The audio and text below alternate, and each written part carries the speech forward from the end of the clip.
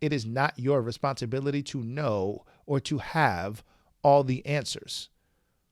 However, it is your responsibility to then go and find the answer.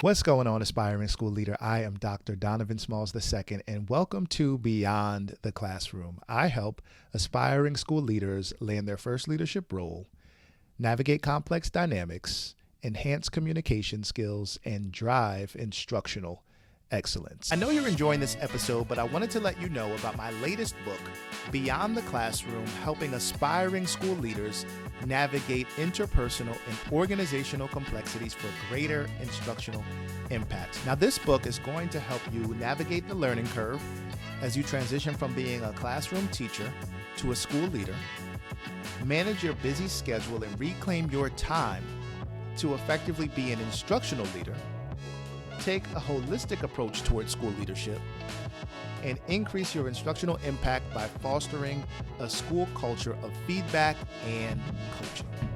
So if you are an aspiring school leader looking to be an effective practitioner, head over to my website and grab your copy today. Today, we are going to talk about a topic that is extremely important, that is often overlooked, that is near and dear to me, and I think that you are going to gain extreme value from, and that is, you don't have to have all the answers. Now, this is a misconception, I think, for a lot of aspiring school leaders who are making that transition from a classroom teacher to being a school leader. It's you don't have to have all the answers. And the reason why I chose this topic is because many times when you are in a teaching role, you might assume that your school leaders should have all the answers, right? Like, this is what they do. This is the leadership role that they signed up for. They should know. However, when you make that transition, that's when you start to realize that it is not your responsibility to know or to have all the answers. However, it is your responsibility to then go and find the answer, right? That's what leadership is. It's solving problems, being a problem solver, and being somebody who is going to be reliable. Your reliability shows up in your ability to receive a question that somebody has or proactively assume what somebody is going to need and then go out and solve the problem or fix the issue.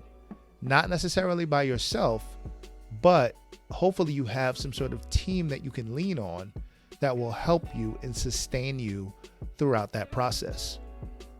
And so when it comes to having answers, right, I think one of the things personally when I transitioned into school leadership is I had to understand that it is not my responsibility to have all of the answers.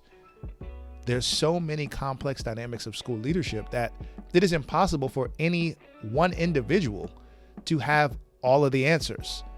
How do you increase student achievement? How do you develop teachers?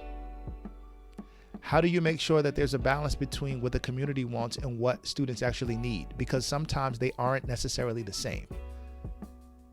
It is not your responsibility to have the answers to all of those questions, to those complex philosophical questions on how we improve education. That's not your role. However, you need to be actively working with people to figure out how to support teaching and learning to the best of your ability. So here are 3 key insights that I want you to think about as it relates to our topic. You don't have to have all of the answers. Number 1, admitting you don't know builds trust. Admitting that you don't know builds trust.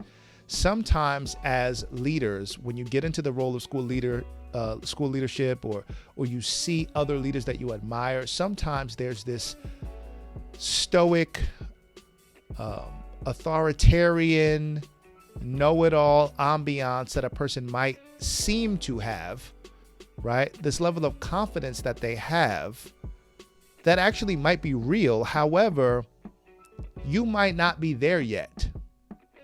And if you're not there yet, that's completely fine, right? If you don't have that level of confidence that is going to resonate with people to the point where they see that or have the confidence in you to solve a particular problem, it is okay to say and admit that you don't know the answer.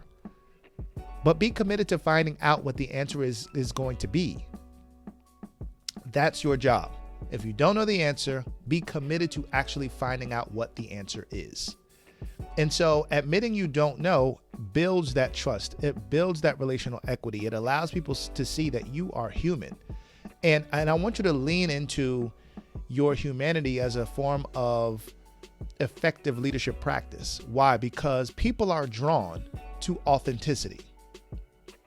And so the more authentic that you are, the more trust that you are going to build with your colleagues. I know you're enjoying this episode, but I wanted to let you know about my latest book, Beyond the Classroom, helping aspiring school leaders navigate interpersonal and organizational complexities for greater instructional impact. Now, this book is going to help you navigate the learning curve as you transition from being a classroom teacher to a school leader, manage your busy schedule and reclaim your time to effectively be an instructional leader, take a holistic approach towards school leadership, and increase your instructional impact by fostering a school culture of feedback and coaching. So if you are an aspiring school leader looking to be an effective practitioner, head over to my website and grab your copy today. Number 2, leverage the strengths of your team. So as I talked about earlier in this video, it is important for you to lean on your team. You don't have to have all the answers. However, if you can be humble enough to be vulnerable enough with your team to let them know that you don't know how to figure out a certain situation, then collectively you can put your heads together, collaborate, and figure it out for the community, for the teachers, for the students. See, when you care too much about your ego, when you care too much about who gets the credit for things, then you will be reluctant to let people, your team, know that you don't know how to do something or that you don't know what the answer is. But all that is ego. And then when you allow your ego to get in the way, you start to make emotional decisions, or you start to make irrational decisions that are not best for students, that are not best for staff, all because you allowed your ego to get in the way. So you have to have a certain level of emotional intelligence that allows you to be vulnerable so that we can figure out the answer that is best for everyone. This is not about you. This is not about me. This is about figuring out what's best for the students, the staff, and the community that you serve. And lastly, number 3, model lifelong learning. Continue to be curious and open to learning from other people. So again, you don't have to have all the answers, but if you continuously learn from other people, continuously ask questions, continually seek advice and feedback, that's going to allow you to model what lifelong learning is. And then you will be able to get the feedback and input that you need to solve the problem collectively, and then go back to the individual or to the group of individuals and help them solve the problem. So again, you do not have to have all of the answers. I think that is one of the key lessons that I have learned transitioning from a classroom teacher to a school leader. I think initially I had the misconception that school leaders just know how to solve problems. They've been doing things long enough. But that is not necessarily true. The power of teams is very critical when it comes to school leadership. And the power of vulnerability, the power of you allowing your ego to fall to the side, don't operate in pride, and bring the issue or the concern to the team so that you can collectively figure it out. That is a major superpower that I want you to tap into. So again, leadership isn't about being perfect. It's not about being all-knowing, but it is about honesty, collaboration, and being a lifelong learner. I hope you enjoyed this video, and if you did, share it with somebody else. As always, I hope you have a great week of teaching, leading, and learning. Take care.